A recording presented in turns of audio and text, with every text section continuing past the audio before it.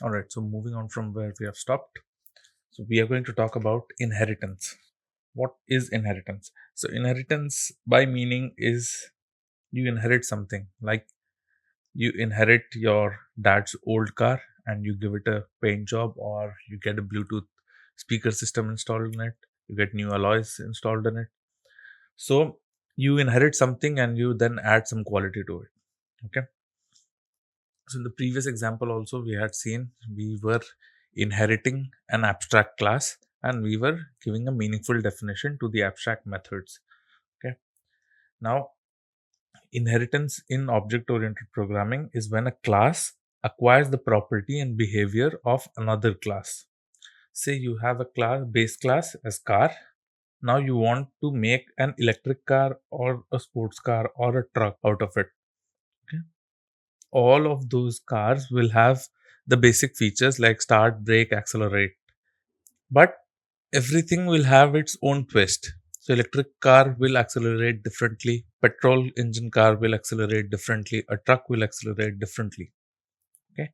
So you have the base class, you inherit the base class to a child class, and from the child class you define some meaningful or more related action that you want to perform on that particular object or the car, right? So let's take an example on how inheritance is done in Python. Okay, let's define a class. Class, we'll say car. We'll have the constructor defined with brand. All right, we'll say again have a method for start. We'll say define start, and we'll take the default parameter. We'll say we'll use a f string. The car self dot brand is starting. So this is a basic class with a start function in it. Okay, now if you have to inherit this, how will you do it? You will create another class. You will say class electric car, which implements car. Car is your inherited class or the parent class, and electric car is the child class. Okay, and right now I'm not doing anything, I'll just say pass here. So this is a basic structure of how you are going to inherit a car, I mean a class and its methods and attributes. Now if you have to implement this, or if you want to say you want to do a start function for your electric car, how you are going to do? So you have to again, you'll say Tesla is equals to electric car, and we are passing the argument as Tesla. Okay. Now, if you see, my electric car doesn't have any init or doesn't have any print statement in it. But since it is inheriting the quality of the parent class car, so I can directly go ahead and I can call say Tesla dot start. Now, what this will do? This will inherit my parent class methods and it will run it for my child class. All right. So let's run this. Okay. Let's comment the previous ones. Okay, we commented the previous ones. Now let's run it again. So it says the car Tesla is starting. Why? Because the Tesla has borrowed the method from its parent class. You can also have function defined inside your child class. That's also possible, and that's how we program. But something which is inherited, say a Tesla car will have the battery indication. So which a default car class may not have, there might not be a method which has battery level in your parent class. You can define that battery level in your electric car because that is specific to my electric car. So I'm going to have that method inside my electric car class. Similarly, if I have a petrol car, so I'll say petrol car and then I'll say petrol indicator, which will be a function or a method inside my child class.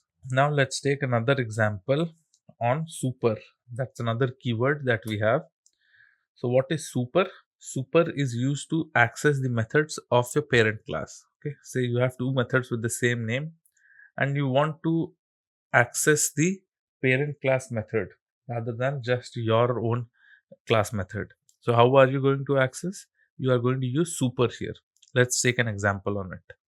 Okay, so let's comment this one, or let's reuse this one. Let's comment this one. I'll reuse, let's say, super keyword. Okay, I have the same function here.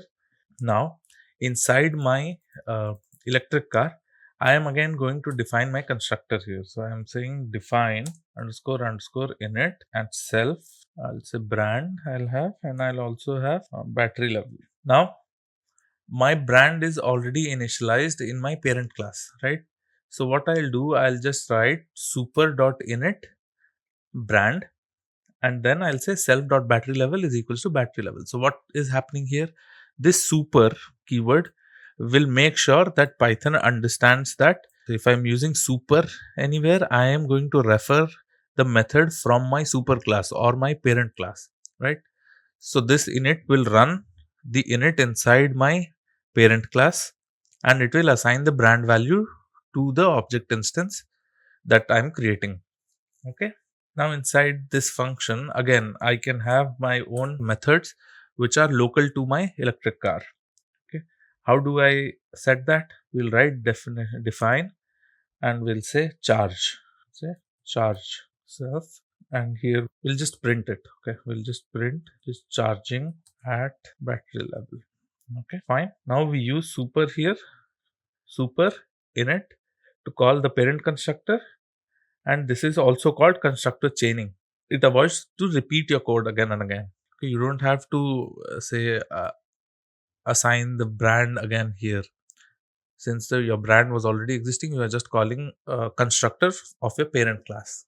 Now how do you execute it? So executing is again the same. You are just creating an object for your child class, and I was calling start earlier. I am going to call charge now. I'm going to call charge. Here I'll pass another argument. What is that? That is my battery level. So I'll say 80%. Okay. Now I'll say what? Tesla dot charge, and that's it. I'm good to run this. If I run this, what it says? It says the car Tesla is charging at 80%.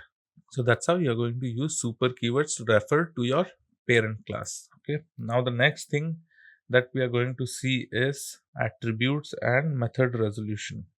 Okay, also called as MRO. So what is MRO?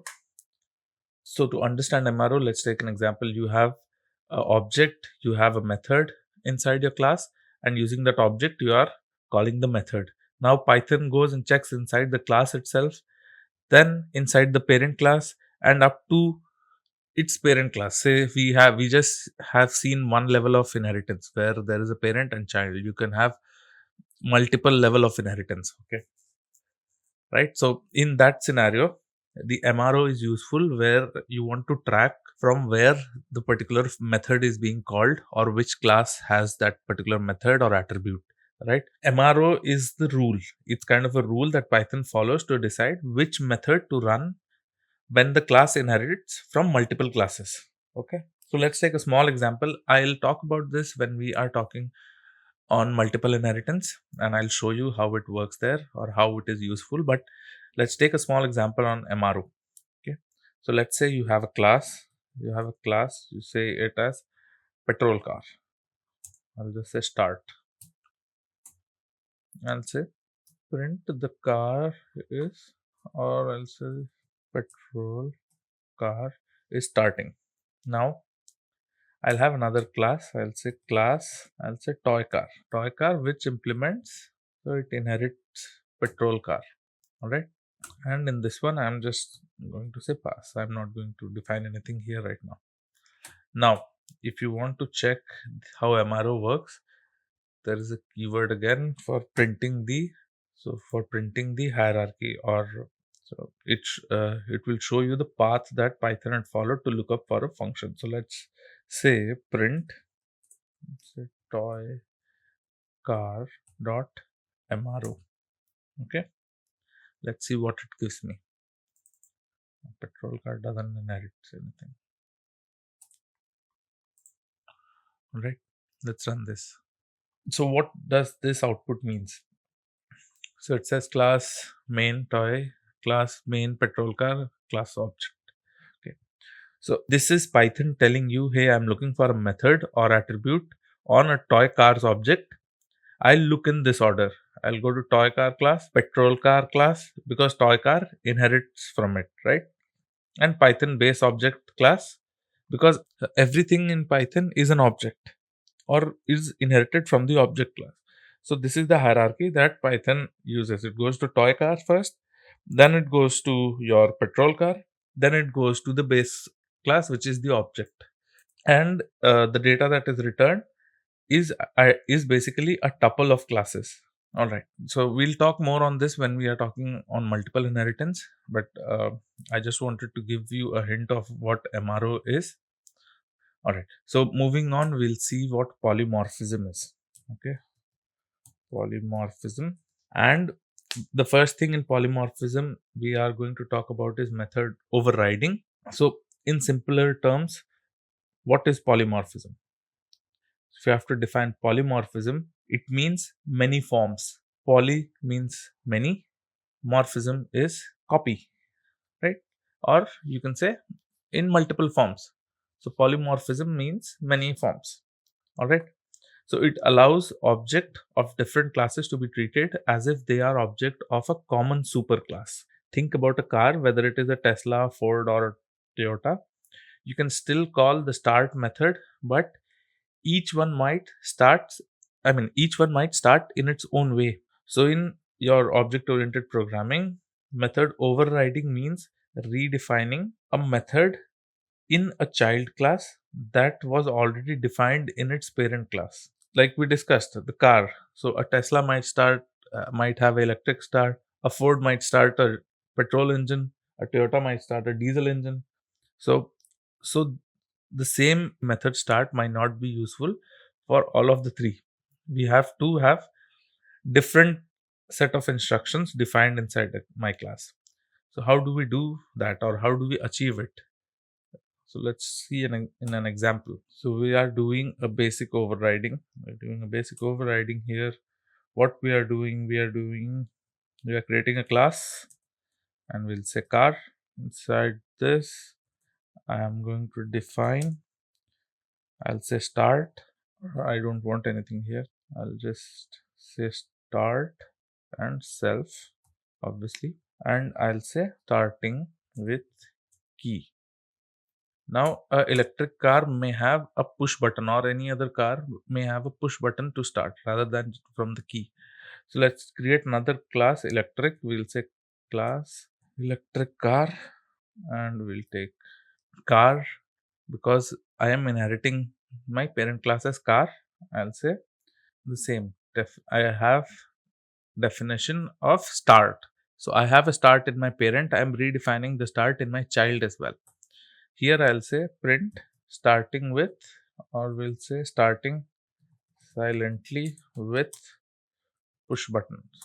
Now, if you have to call this, how will you call it? You will create an instance. We'll again say Tesla is equals to electric car, and here you'll say Tesla dot start.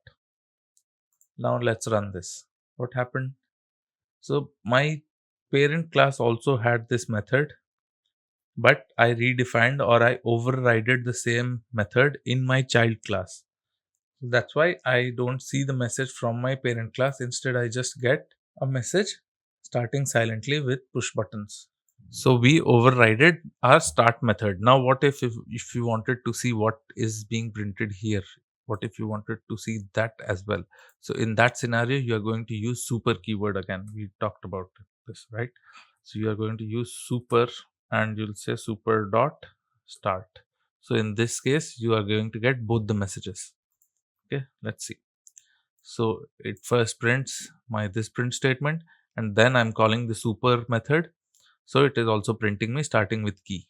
But this is basically how method overriding works. You can have the function redefined in your child class, or the methods redefined in your child class with more customized way, or with more features which is directly applicable to my child class.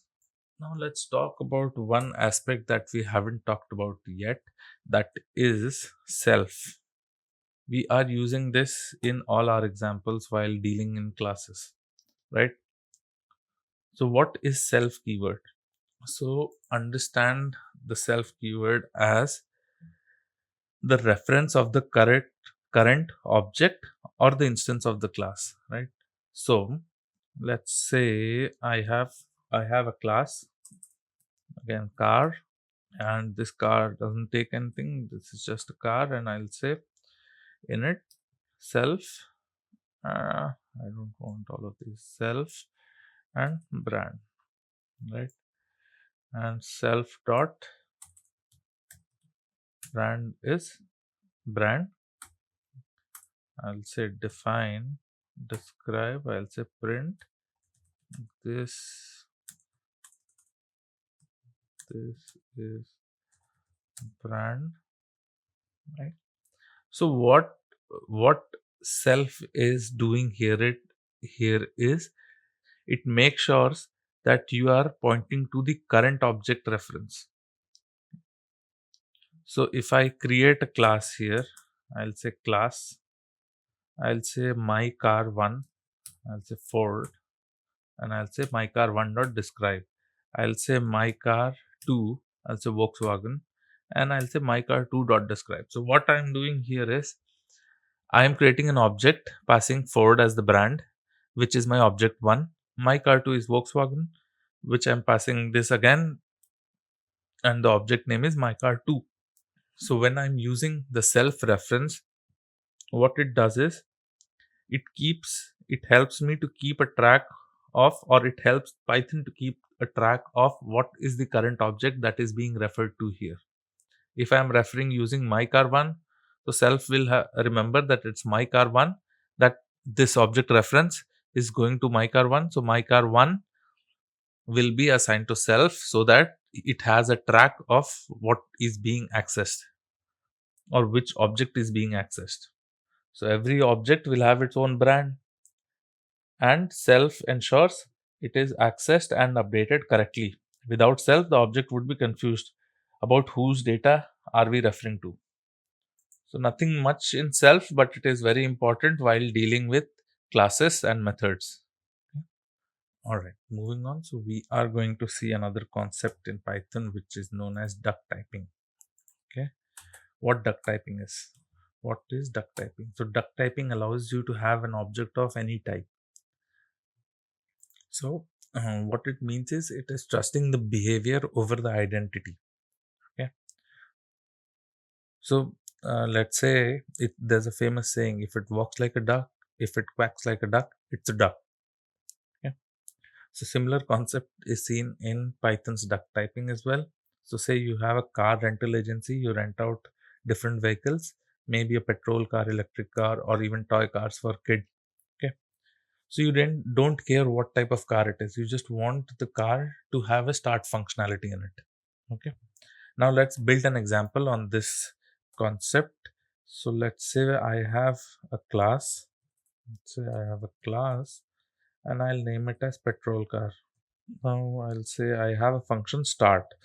Let's say define start self. I'll say here petrol car is starting. The engine revs. Okay. Now similarly, I'll have another class. I'll say class toy car. So this doesn't have to do anything. This is a separate class, and I'll have a start here. I'll say print the toy car is starting, and I'll say some other in imagination. Now I have a function. I'll call this function as define. What happened? Okay. Define start the engine. All right. And I'll say start.engine takes the object as car here. And I'll say here inside my function car.start. My function here is taking an argument car and it is calling a method inside my car class. Okay. Now this car class I can send either a petrol car or a toy car. So because of Python's duck typing, it's not going to check the actual identity of it. If it has a start method, it is happy there. It's just going to trigger your start method. Okay, let's see how we do this. So we'll say start the engine of a petrol car, and I'll say start the engine of my toy car as well. My toy car, right? So let's run this. So it says petrol car is starting, the engine revs, toy car is starting in imagination. Okay. So it doesn't have to, Python doesn't check the object reference here because it is just checking if it has a method start, it is directly calling it, and what happens if it doesn't have a method start, right? So there you will get an attribute error. Okay, let's take an example on that as well. So in this one, let's class, we'll say bike, and we'll say start. So a bike doesn't have to, or we'll say bicycle. Now a bicycle won't have a start. Instead, it will have a pedal. So here I am going to say print pedaling the bicycle. Now I will try to access start method inside my bicycle. Okay, right? So it's already giving me a warning that it doesn't have the expected attribute start. Right? So if I run this, it's again going to fail on this line and it's going to give me an attribute error. Let's see that. So it's raising an exception attribute error. Bicycle object has no attribute start. Alright. So while scripting, it's our responsibility how we want to make our objects behave. And uh, from Python's in Python, there is no obstruction that you cannot that you can use an object in certain way itself. So in duck typing, it's your responsibility how your object behaves, but Python won't stop you from using your objects in any of these ways, right? Until and unless it encounters a runtime error like attribute error. Okay. Okay. And one more concept that I wanted to discuss here is we had seen method overriding, right? So in runtime, it gets to decide which of the method is being executed. You use a super method there to call your parent class instance as well. Okay. Now there is another concept called method overloading. So if you have used any other language or if you have learned it like Java or C++, they have a separate way of overloading where the method names are same but the arguments are different. And based on the arguments, you can define what is the expected step inside that particular function. So you have addition. Let's say let's take an example here. We'll say overloading. So in typical approach, in some other languages, you will have a method called add. One second, I'll put it in a string. So you have a method called add, and this add will take n1 and n2. Okay. Now similarly, you can have another function called add, and it will take n1, n2, n3, and you have the corresponding definitions inside it. So you'll say here inside total is equals to n1 plus n2. Here also, when you have three arguments, you will say total is equals to n1 plus n2 plus n3. Right? And you can define like these are two different methods or two different functions. Now, to implement the same thing in Python, there is no direct way, okay? Because Python doesn't support function overloading. But if you have to build your function in such a way that it can take multiple arguments and perform, say, with two argument, it performs in a certain way. With three, it performs in a certain way. You're kind of faking it using the args keyword. Okay. How do you do that? So let's see. How do you do that? So let's take the same example of car. We'll say we'll create a class car. Create a class car. Inside this, we'll have a function define drive mode, and we'll take the first as self, the second one as star arguments, star args. All right. Now, based on the number of parameters received, we are going to have different messages printed or different actions performed. It's up to us what we want to do. How do we do that? So we'll use the length parameter. Okay, so we'll say if length of args is equals to 0. All right, so I'll say print driving in default mode. Then I'll say if or if length of argument is equals to 1, I'll say driving. So I'm expecting my first parameter to be my speed. Okay, so I'll say driving at the speed of say args of 0th index, and we'll add this much kilometer per hour. We'll put as f string here. Done. Now the next one, when I have two parameters, I'll again say elif. When length is 2, I'll say print. What I'll do, I'll set in the second parameter, I am expecting a driving mode to be present. Okay. So what I'll give here, I'll say driving at a speed of this much kilometer per hour and in args.1 mode. So driving at the speed of args 0 kilometer per hour and args of 1 mode. Right? While calling, how do you call? You have to create a class's object first. You will say car is equals to car, and then you'll say car dot drive mode. First is empty. You'll say car dot drive mode again. You'll pass a speed here. I'll say 60 kilometers per hour. Then I'll say car dot drive mode. I'll say 60, and I'll say sports mode. So now based on whatever is the argument values, there is a different set of action that you are performing inside your function. Okay, it's not exactly how you overload a function like in Java and C, but this is kind of a workaround. Okay, let's run this and see what happens. So it says default driving in default mode for the first one. For the second one, it says driving at a speed of 60 km per hour, and for the third one, it says driving at a speed of 60 km per hour in sports mode.